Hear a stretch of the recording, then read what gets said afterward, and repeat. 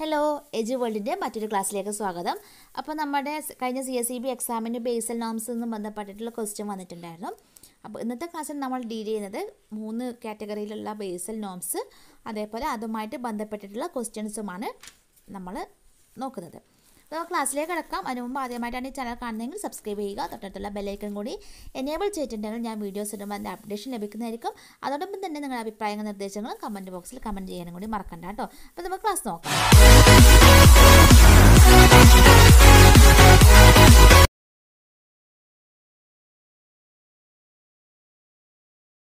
Historically, in 1970, the sudden failure of the Bretton Woods system resulted in the occurrence of casualties in 1974, such as the withdrawal of banking license of many banks. 1970 ഉണ്ടായിട്ടുള്ള Britain would സിസ്റ്റത്തിൻ്റെ failure ഇപ്പം 1974 ആകുമ്പോൾ തന്നെ casualties സൃഷ്ടിച്ചു. എന്താണ് casualties എന്ന് വെച്ചിട്ടുണ്ടെങ്കിൽ അതായത് പല ബാങ്കിൻ്റെയും ബാങ്കിങ് ലൈസൻസ് വിഡ്രോ ചെയ്യുന്ന ഒരു രീതിയിലേക്ക് ആ ഒരു ഘട്ടത്തിലേക്ക് എത്തി.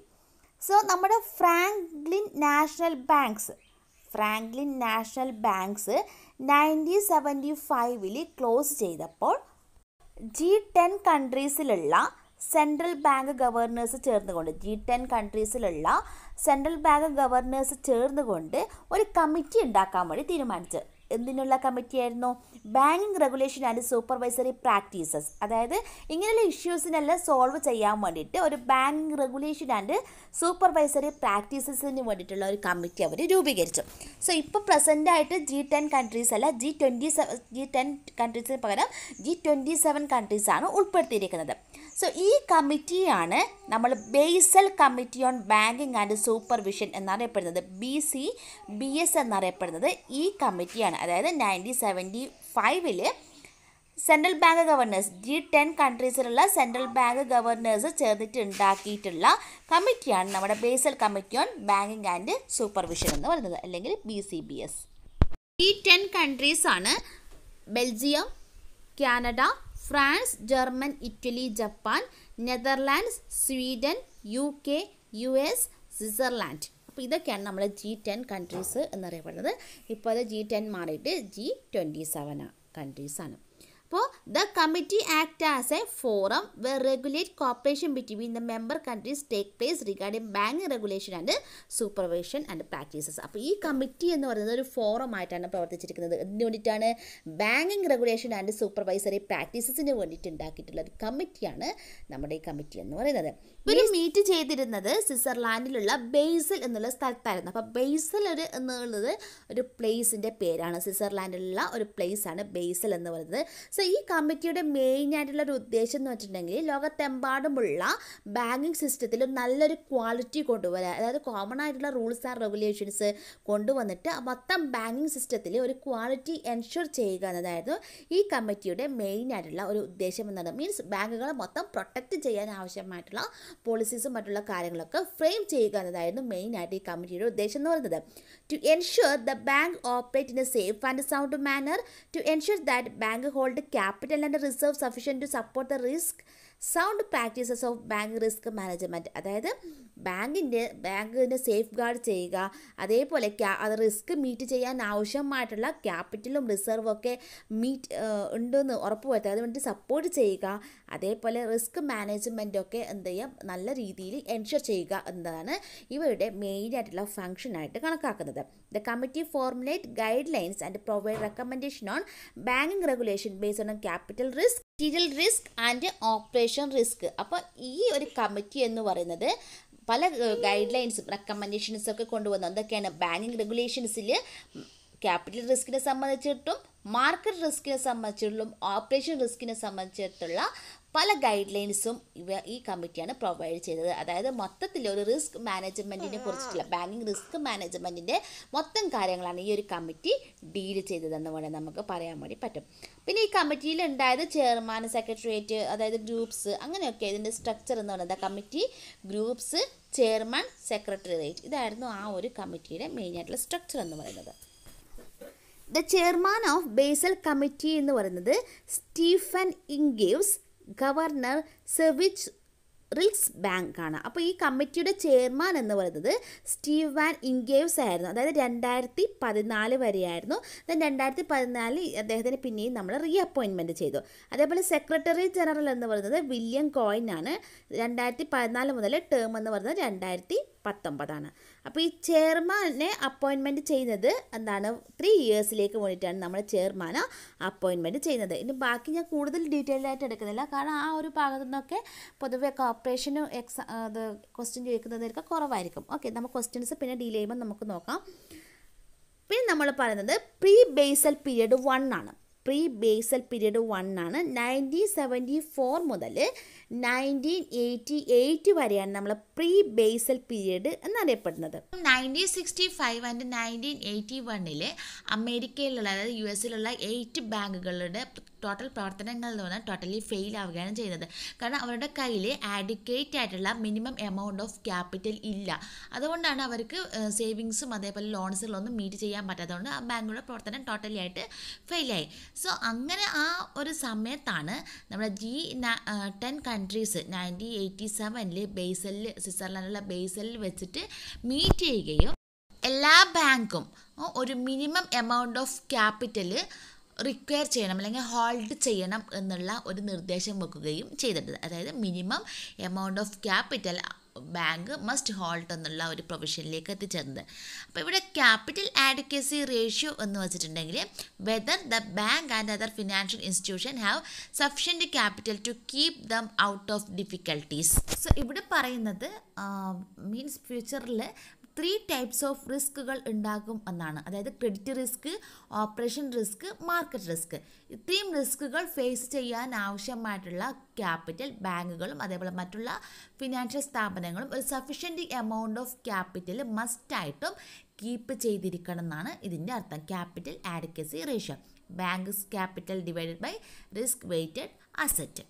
നമ്മൾ ബേസൽ 1 നോംസ് എന്ന് പറഞ്ഞാൽ എന്താണ്? Basel 1 norms to strengthen the stability of international banking system. International banking സിസ്റ്റത്തിൻ്റെ സ്റ്റെബിലിറ്റി മെയിൻറ്റെയിൻ ചെയ്യുക. അതേപോലെ to set up fair and consistent international banking system in order to decrease competitive inequality among the international bank. ഈ രണ്ടായിരുന്നു main ആയിട്ടുള്ള purpose എന്ന് പറയുന്നത്. അതേപോലെ in 1988, the committee introduced a capital measurement system accord with mainly focused on credit risk and the minimum amount of that bank must should hold. അതായത് Basel 1 നമ്മൾ കൂടുതൽ concentrate ചെയ്തിട്ടുള്ളത് credit റിസ്കിനും minimum amount of capital that bank should hold. വളരെ വളരെ important ആയിട്ടുള്ളതാണ്. Credit റിസ്കിനും minimum amount ഒരു ബാങ്ക് ഹോൾഡ് ചെയ്യേണ്ട മിനിമം എമൗണ്ടിലുമാണ് ബേസൽ 1 പ്രധാനമായിട്ടും ഫോക്കസ് ചെയ്തിട്ടുള്ളത്. The committee by the end of 1992 had implemented the minimum requirement ratio of capital to be fixed at 8% of risk-weighted asset. അപ്പോൾ ഇവിടെ അവർ 1992 അവരൊരു കാര്യം കൂടി ഫിക്സ് ചെയ്തു. അതായത് minimum requirement ratio of capital എന്ന് പറയുന്നത് 8% ആണ്. 8% ഓഫ് റിസ്ക് വെയ്റ്റഡ് അസറ്റിൻ്റെ 8% നമ്മൾ കീപ്പ് ചെയ്തിരിക്കണം. 8%ൽ 4% ടയർ 1 ക്യാപിറ്റലാണ് കോൺസ്റ്റിറ്റ്യൂട്ട് ചെയ്യേണ്ടത്. 4% ഓഫ് വെയ്റ്റഡ് അസറ്റ് എന്ന് പറയുന്നത് ടയർ 1 ക്യാപിറ്റലാണ് കോൺസ്റ്റിറ്റ്യൂട്ട് ചെയ്യേണ്ടത്. അതേപോലെ ബേസൽ നോംസിൽ ഇൻട്രൊഡ്യൂസ് ചെയ്തിട്ടുള്ള പിന്നൊരു ടേമാണ് വാല്യൂ അറ്റ് റിസ്ക്, VAR. അതും കൂടി അവർ ഇൻട്രൊഡ്യൂസ് ചെയ്തു. അപ്പോൾ ഈ ഒരു 3 കാര്യങ്ങൾ കൂടി നിങ്ങൾ ഓർത്ത് വെക്കുക. Credit risk, value at risk, minimum amount of capital അത് ഹോൾഡ് ചെയ്യേണ്ടത്, അതേപോലെ അതെന്ന് പറയുന്നത് 8% ഓഫ് റിസ്ക് വെയ്റ്റഡ് അസറ്റ്. ഇതാണ് മെയിനായിട്ട് ഓർത്ത് വെക്കേണ്ട കാര്യം എന്ന് പറയുന്നത്. ദെൻ ടയർ 1 ക്യാപിറ്റൽ എന്ന് വെച്ചിട്ടുണ്ടെങ്കിൽ ഇവിടെ കോർ ക്യാപിറ്റൽ എന്നാണ് അർത്ഥം. ടയർ 1 ക്യാപിറ്റൽ അല്ലെങ്കിൽ കോർ ക്യാപിറ്റൽ എന്ന് പറയുന്നത് അതായത് it include stock issues or share holders equity. Stock issues അല്ലെങ്കിൽ ഷെയർ ഹോൾഡേഴ്സ് ഇക്വിറ്റി എന്നാണ് മെയിനായിട്ട് ഇതറിയപ്പെടുന്നത്. And declare reserve such as loan losses reserves. ഇപ്പോൾ ഇങ്ങനെയുള്ള കാര്യങ്ങളാണ് ടയർ 1 ക്യാപിറ്റലായിട്ട് അറിയപ്പെടുന്നത്. ടയർ 2 നമ്മൾ അല്ലെങ്കിൽ ടയർ 2 ക്യാപിറ്റലിൽ നമ്മളതിന് സപ്ലിമെൻ്ററി ക്യാപിറ്റൽ എന്നറിയപ്പെടും. ഇതിൽ വരുന്നത് അൺഡിസ്ക്ലോസ്ഡ് ആയിട്ടുള്ള റിസർവ്സ്, ഹൈബ്രിഡ് ഇൻസ്ട്രുമെൻറ്റ്സ് അങ്ങനെയുള്ള കാര്യങ്ങളൊക്കെയാണ് ഇതിൽ വരുന്നത്, ഹിഡൻ റിസർവ്സ്. ഓക്കെ, പക്ഷേ ഇതിൽ ഷോർട്ട് ടേം എന്ന് പറയുന്നത് കാര്യങ്ങൾ ഇൻക്ലൂഡ് ആകില്ല. ഇതിൽ 5 വർഷത്തേക്കാളും ഗ്രേറ്റർ ആയിട്ട് മെച്യൂരിറ്റി ഉള്ള ലോങ് ടേം ഡെപ്റ്റുകളും കൂടി ഇതിൽ ഉൾപ്പെടും. അപ്പോൾ ഇത്ര മാത്രം ഓർത്ത് വെച്ചാൽ മതി. കാരണം നമ്മുടെ കോപ്പറേറ്റീവ് എക്സാമിന് വളരെ ഡീപ്പായിട്ട് വരില്ല. ചില ബേസൽ നോംസുകളിൽ ചില കാര്യങ്ങൾ എന്താണെന്ന് മാത്രമേ ചോദിക്കുള്ളൂ. അപ്പോൾ കൂടുതൽ അതിനറിയേണ്ടത് ജസ്റ്റ് ചില പോയിന്റുകൾ ടയർ 1 എന്ന് പറഞ്ഞാൽ കോർ ക്യാപിറ്റലാണ്, ടയർ 2 എന്ന് പറയുന്നത് capital supplementary ക്യാപിറ്റലാണ്.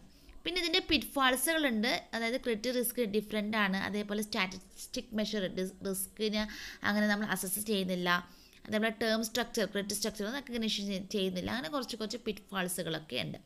Then next one ആണ് നമ്മൾ ബേസൽ 2 നോംസ്. അത് ഇൻട്രൊഡ്യൂസ് ചെയ്തിട്ടുള്ളത് 2004 ബേസൽ 2 നോംസ് ഇൻട്രൊഡ്യൂസ് ചെയ്തിട്ടുള്ളത് 2004. അപ്പോൾ അതിൽ അവർ കുറച്ചും കൂടി ഈ കമ്മിറ്റി എന്ന് പറയുന്നത് 1999 ഒരു പുതിയ രീതിയിലുള്ള, അതായത് ക്യാപിറ്റൽ ആഡിക്കസി ഫ്രെയിം വർക്ക് എന്ത് ചെയ്തു, ഒന്ന് റീപ്ലേസ് ചെയ്തു. 1988 ക്യാപിറ്റൽ ആഡിക്കസി ഫ്രെയിം വർക്ക് ഒന്ന് റീപ്ലേസ് ചെയ്തിട്ട് കുറച്ച് റിവൈസ്ഡ് ആയിട്ടുള്ള capital adequacy framework 2004 add ചെയ്തു. അപ്പോൾ അതിലൊന്നാണ് to create an international standard for banking system എന്ന് പറയുന്നത്, to maintain sufficient consistency of regulation, to protect the international financial system, to reduce scope of regulatory arbitrage. പിന്നെ എന്താണ്, define new calculation of credit risk. Credit റിസ്കിന് പുതിയൊരു കാൽക്കുലേഷൻ രീതിയാണ് കൊണ്ടുവന്നത്. അതേപോലെ addition of operation risk in the existing norms. Operation റിസ്ക്കും കൂടി നമ്മൾ അതിൻ്റെ കൂടെ ആഡ് ചെയ്ത് കൊടുക്കുന്നു. Ensure in the capital allocation is more risk sensitive. അതായത് ക്യാപിറ്റൽ അലോക്കേഷൻ എന്നുള്ളത് കൂടുതൽ റിസ്ക് സെൻസിറ്റീവായിട്ടും അവർ കണക്കാക്കി. അപ്പോൾ അവർ കൂടുതലായിട്ട് ഫോക്കസ് ചെയ്തിട്ടുള്ളത് ഈ കാര്യങ്ങളിലാണ്. മിനിമം ക്യാപിറ്റൽ റിക്വയർമെൻറ്റ്, അതേപോലെ സൂപ്പർവൈസറി റിവ്യൂ ഓൺ ഇൻസ്റ്റിറ്റ്യൂഷൻ, അതേപോലെ effective use of market discipline. ഈ 3 കാര്യങ്ങളാണ് ബേസൽ 2 മെയിനായിട്ട് ഫോക്കസ് ചെയ്തിട്ടുള്ളത്. അതിൽ ഫസ്റ്റ് വണ്ണാണ് മിനിമം ക്യാപിറ്റൽ റിക്വയർമെൻറ്റ് എന്ന് പറയുന്നത്. മിനിമം ക്യാപിറ്റൽ റിക്വയർമെൻറ്റ് ഒന്നാമത്തെ പില്ലർ 1 ആണ് മിനിമം ക്യാപിറ്റൽ റിക്വയർമെൻറ്റ്.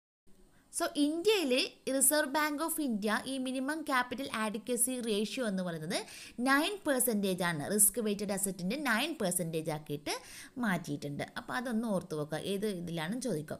ഇനി പില്ലർ 2 നെക്സ്റ്റ് ആണ് സൂപ്പർവൈസറി റിവ്യൂ. അത് ആഡ് ചെയ്തിട്ടുള്ളതാണ് എന്ന് പറയുന്നത് നോക്കാം.